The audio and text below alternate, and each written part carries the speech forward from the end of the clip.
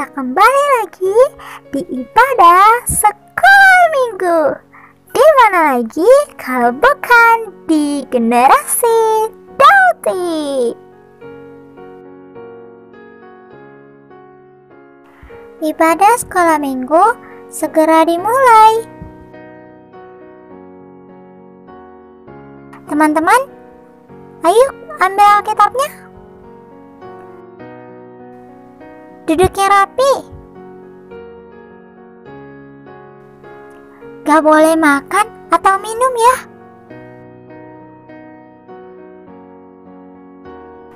Gak boleh ngomong-ngomong. Gak boleh jalan-jalan.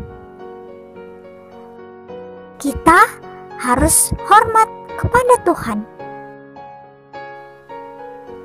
Selamat mengikuti ibadah.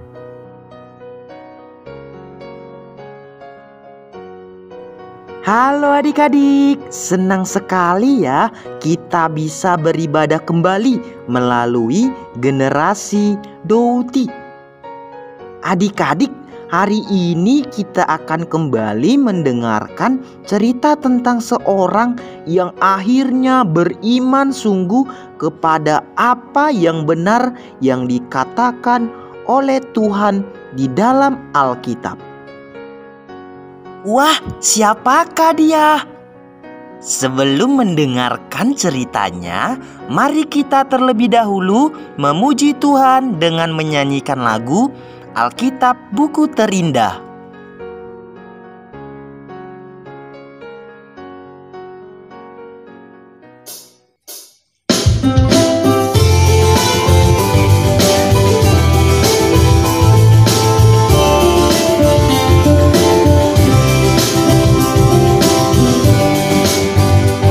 Hai kawan, tahukah kamu sebuah buku yang indah dan menakjubkan, buku yang berisi kebenaran, Alkitab itulah namanya. Alkitab buku terindah, surat cinta dari Tuhan untukku dan untukmu dan semua orang. Alkitab buku terindah, beritakan keselamatan, karya Tuhan Yesus yang mulia. Hai kawan, tahukah kamu sebuah buku yang indah dan menakjubkan, buku yang berisi kebenaran, Alkitab itulah namanya. Alkitab buku terindah, surat cinta dari Tuhan untukku dan untukmu dan semua orang. Alkitab buku terindah, beritakan keselamatan, karya Tuhan Yesus yang mulia. Karya Tuhan Yesus yang mulia. Karya Tuhan Yesus yang mulia.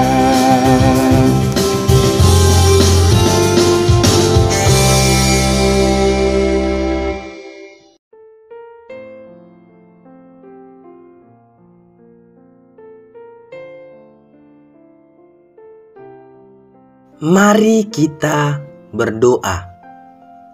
Segala puji dan syukur kami persembahkan kepadamu Tuhan atas kasih dan kebaikan-Mu kepada kami sampai hari ini. Tuhan Yesus, kami akan beribadah kepadamu. Tolonglah kami supaya kami semuanya bisa mengerti dan percaya kepada firman-Mu. Dalam nama-Mu kami berdoa. Amin.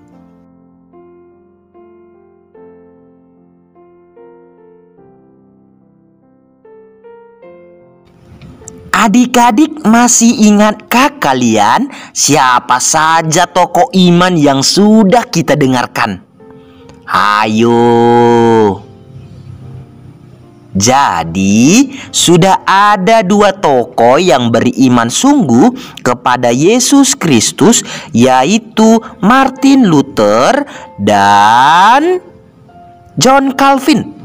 Nah, adik-adik, apakah kalian juga ingin beriman seperti mereka?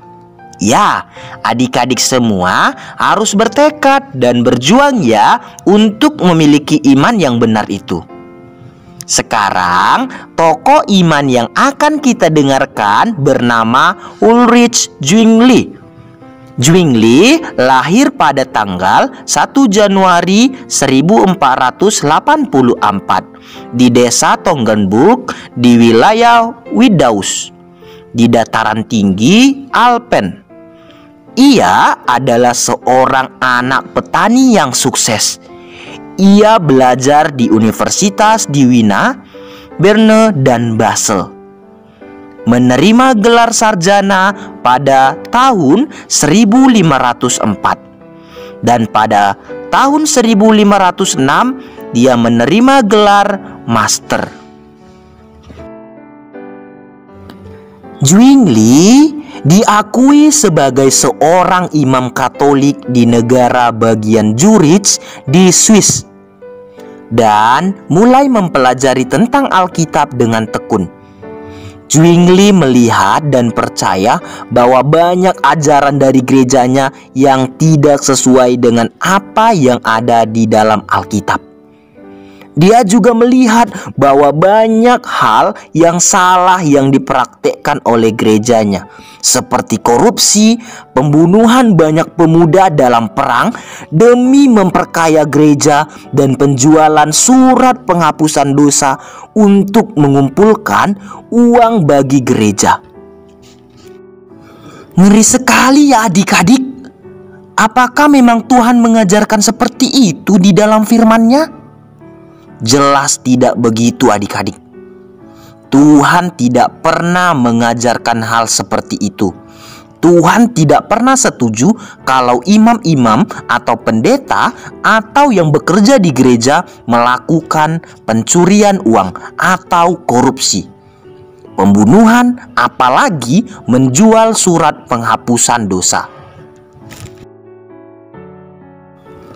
Adik-adik harus tahu bahwa di dalam Alkitab Tuhan dengan jelas berkata bahwa hanya Injil, yaitu Yesuslah kekuatan Allah yang mampu menyelamatkan semua orang berdosa. Supaya lebih jelas, mari kita baca Alkitab dari Roma 1 ayat 16 sampai 17. Mari kita baca Alkitab dari Roma 1 ayat 16 sampai 17. Demikianlah firman Tuhan, sebab aku mempunyai keyakinan yang kokoh dalam Injil, karena Injil adalah kekuatan Allah yang menyelamatkan setiap orang yang percaya, pertama-tama orang Yahudi, tetapi juga orang Yunani. Sebab di dalamnya nyata kebenaran Allah yang bertolak dari iman dan memimpin kepada iman, seperti ada tertulis, orang benar akan hidup oleh iman.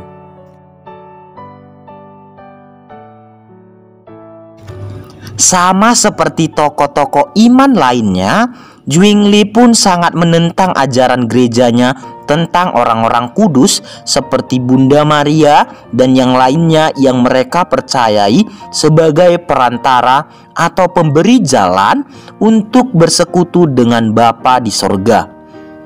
Ia begitu tegas menentang lukisan dan patung-patung, relikui, rosario, dan jubah yang dianggap sebagai tambahan untuk bisa masuk sorga. Zwingli mengerti bahwa itu semua adalah ajaran manusia yang diajarkan oleh uskup dan imam Katolik, karena tidak sesuai dengan yang sudah Tuhan katakan di dalam Alkitab. Zwingli mengakui bahwa oleh pertolongan Tuhanlah akhirnya ia dipimpin sehingga bisa semakin jelas mengerti ajaran yang benar yang tertulis di dalam Alkitab. Ia tidak hanya mengerti, tetapi apa yang Tuhan tuliskan di dalam Alkitab itu ia percayai sebagai kebenaran. Zwingli berkata bahwa menurut Yohanes 14 ayat 6, tidak seorang pun dapat datang kepada Bapa kecuali melalui Kristus yang adalah jalan, kebenaran, dan hidup. Itu artinya bahwa Kristus adalah satu-satunya jalan menuju keselamatan bagi semua orang, mulai dari zaman dahulu kala sampai sekarang ini dan sampai selama-lamanya. Wah, betapa ajaibnya dan indahnya kuasa kasih Tuhan itu ya adik-adik. Sekarang pertanyaannya, apakah hanya dengan percaya kepada Yesus sebagai satu-satunya juru selamat, maka kita bisa diampuni dan diselamatkan? Ya, hanya dengan percaya dan beriman kepada Yesus bahwa Dia sudah datang dari surga dan mati untuk mengampuni kita, maka kita sudah pasti akan diselamatkan. Lalu mungkin kalian bertanya, dari manakah kita bisa yakin bahwa Yesus adalah satu-satunya yang sudah mengampuni dosa kita? Jawabannya ialah dari firman-Nya. Firman-Nya yang sudah dinyatakannya di dalam Alkitab. Itulah dasar atau alasan kita percaya kepadanya. Karena adik-adik tahu, firman-Nya itu adalah kebenaran. Jadi, untuk apa dong kita berbuat baik? Adik-adik, berbuat baik itu tidak salah, tetapi kalau adik-adik melakukannya supaya bisa masuk surga, itu baru salah. Karena firman Tuhan sudah jelas berkata bahwa yang membuat kita bisa selamat, bisa diampuni, dan bisa masuk surga adalah Tuhan Yesus yang sudah diutus oleh Allah Bapa untuk kita. Jadi Allah sudah memberikan pengampunan dosa dan sudah melayakkan kita masuk ke sorga karena Yesus sudah mengerjakannya bagi kita yang mau percaya kepadanya. Artinya semua itu diberikannya dengan gratis. Tak perlu kita bayar dulu dengan berbuat baik atau yang lainnya. Intinya, Yesus sudah membayar semuanya dengan lunas untuk keselamatan kita. Itulah tandanya Ia sangat mengasihi kita. Bagian kita semua adalah mempercayai semua yang sudah dilakukan oleh Yesus itu untuk diri kita secara pribadi.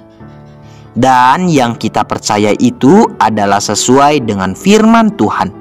Bukan dari perkataan kita sendiri, atau perkataan pendeta, atau perkataan orang lain. Adik-adik, seperti Zwingli yang hanya beriman kepada Yesus, Sang Juru Selamat dunia, Tuhan pun mau seperti kita juga menerima Tuhan Yesus sebagai Juru Selamat jiwa kita, yang sudah mengampuni segala dosa kita di dalam tubuhnya di kayu salib. Itulah kebenaran yang sesungguhnya yang menjamin kita masuk ke surga. Selamat berjuang adik-adik. Tuhan mengasihi kalian semuanya.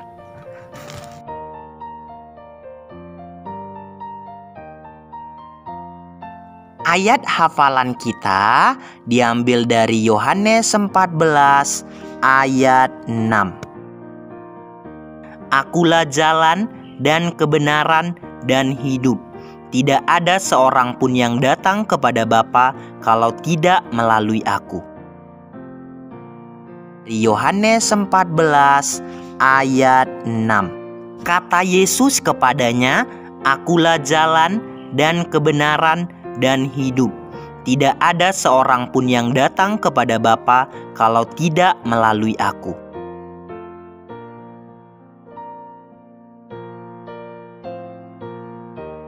Mari kita berdoa. Ya Yesus, Tuhan dan Juru Selamat dunia, bimbinglah kami yang kecil ini untuk menerima Engkau sebagai juru selamat jiwa kami secara pribadi. Di dalam nama-Mu Tuhan Yesus kami bersyukur dan berdoa. Amin.